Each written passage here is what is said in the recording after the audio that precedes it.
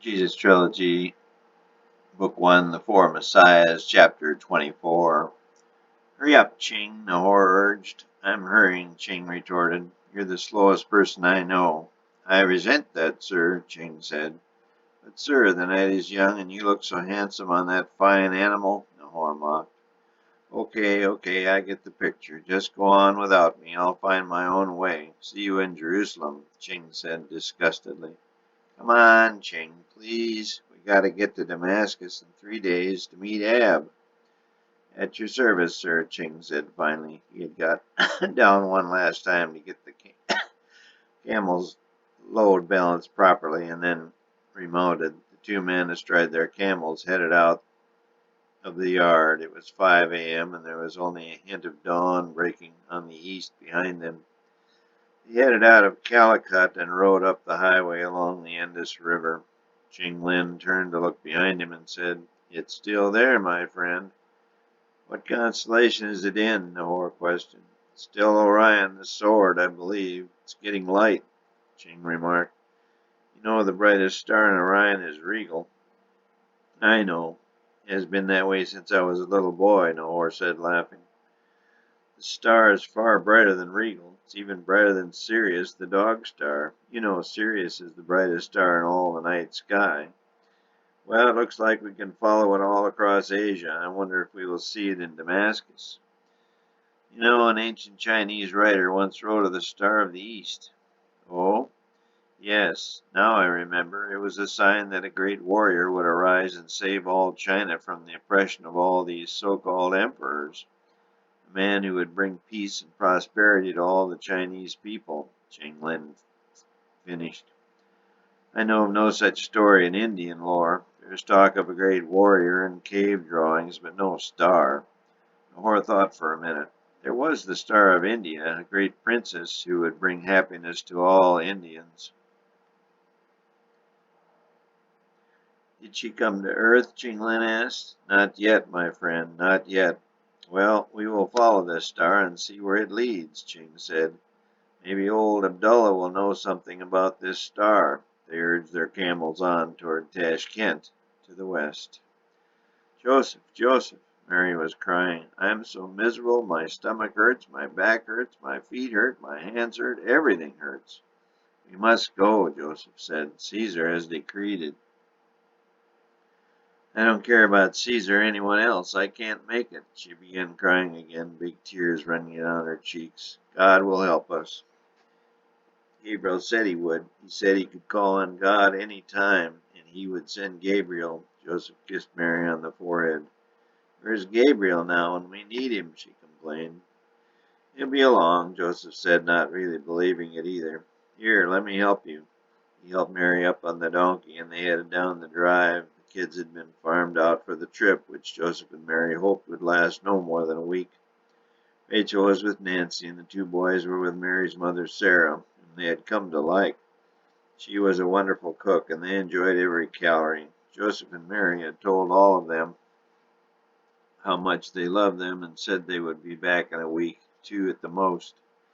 The trip down to Jerusalem, some 80 miles, was difficult. They had hoped to make it in 3 days, but they could only make 10 miles the first day as they had to stop frequently. Not only was Mary terribly uncomfortable, but her bladder capacity was extremely small due to the baby's increased size. They had hoped to be back home by Mary's due date, December 25. But it was December 24 when they finally saw Jerusalem on the distant horizon. Mary, do you need to stop? Joseph asked.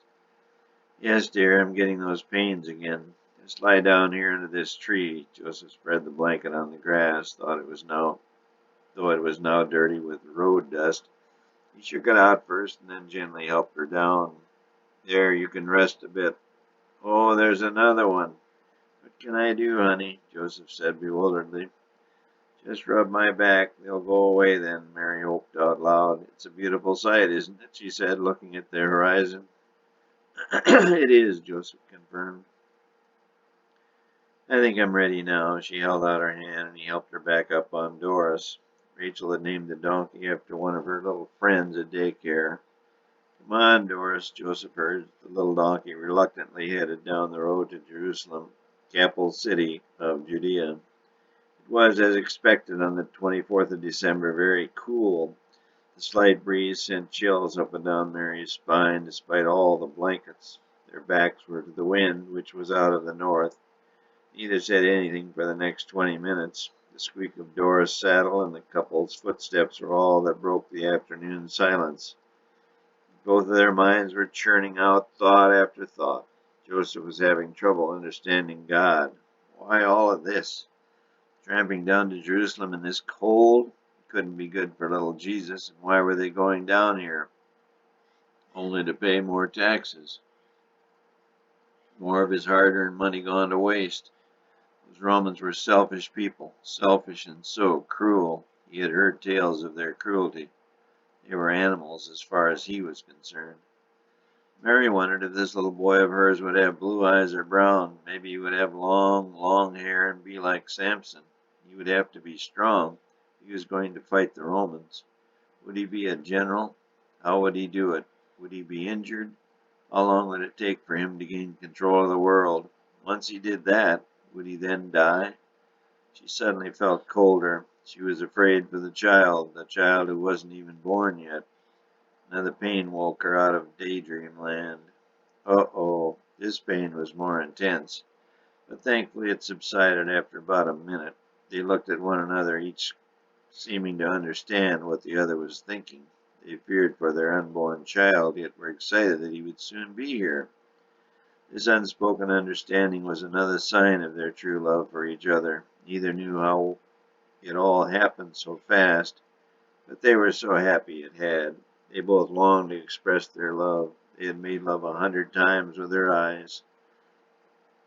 They both knew the rest would come, yet their impatience remained. Uh-oh, Joseph, here's another one. Hang on, Mary, it's only a couple hours to the city gate.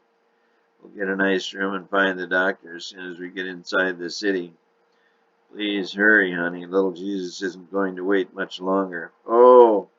Another pain started as her voice trailed off. Joseph urged Doris up the hill. It was the last hill before they could see the Jerusalem gate. As Joseph urged the little donkey to the crest, he said, "There it is, Mary." But immediately his heart sank. The sun was shining on the Jerusalem gate a mile away. It was a beautiful sight, but what Joseph saw as he looked down the road was not.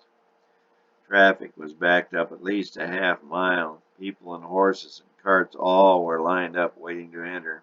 As they neared the end of that line, they were appalled not only by its length, but by the noise of a couple of fights near the gate. The Roman guard looked to have a large presence at the gate. Proper and standing guard at the gate were at least 20 armed soldiers. And as one would expect, the crowd was much more orderly at the checkpoint. "Is this the end of the line?" Joseph asked a young man in his 20s. "Yeah, the end of the mess," the young man said, turning. "Oh, sorry. You should have moved up ahead of me, but don't let anyone see you. They're arresting anyone who bucks the line," he went on. "Be very careful." "I see," said Joseph. "Oh, Joseph, there's another one." The line was already building behind them. Joseph lifted Mary down by the roadside. "Captain, Captain," the stranger said, "can you help?" A large man in a captain's uniform turned and rode toward them on a large black horse. "What's the trouble here?" Captain Cornelius said. Then he saw Mary on the ground. "Sorry, ma'am." "Captain, sir, is there any way we can move up to the head of the line? My wife is with child and could deliver at any minute." An older woman came up with a warm blanket and put it around Mary. She was starting to shiver, and each pain was becoming more intense. "I'll see what I can do." The captain turned and rode toward the gate. "Crazy Romans, can't they see she needs attention?" the old woman spoke. "Just take her up to the front of the line," the young man suggested. "No, no, they have no mercy," another bystander warned. "They will just send you back to the end of the line, or maybe harm her." The line was already over 100 yards longer than when they had joined it. Hebrews are in a class below dogs in Romans' eyes. "Whoa!" Cornelius had returned as he promised. Joseph hoped he had not overheard the latter part of the conversation. The big black horse was puffing away, its breath as smoke in the chilly air. "I'm sorry, my colonel says that each subject must take their turn, no exceptions." He turned his horse, but then turned back and said in apology, "If we allowed one to jump, the others would follow. Utter chaos would ensue. But there is one other option," he added. Joseph's ears perked up. 5 miles south is a little town called uh, Bethlehem. How do you get there? You might just go there. There shouldn't be much of a line. Just head south down the main road," Captain Cornelius said. "But I've got to pay taxes tomorrow, or I would face a penalty or even death." He pulled a crumpled paper from his pocket. "Well, this line will probably take at least 2 days before you even get to the gate," Cornelius said. "Just in case you have trouble, here's a release.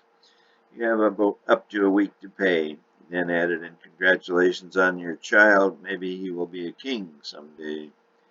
Joseph picked Mary up in his strong arms, set her back on Doris, and turned south along the winding hill road that led down to the little town of Bethlehem, the southern suburb of the City of Kings. Bethlehem was a poor town, but as they neared its northern gate it appeared there wasn't any line. There was a gatekeeper who inquired of their business. Joseph told him they wished only a room for the night. They would try Jerusalem again tomorrow. The gatekeepers let them pass, and they set about looking for a place to spend the night.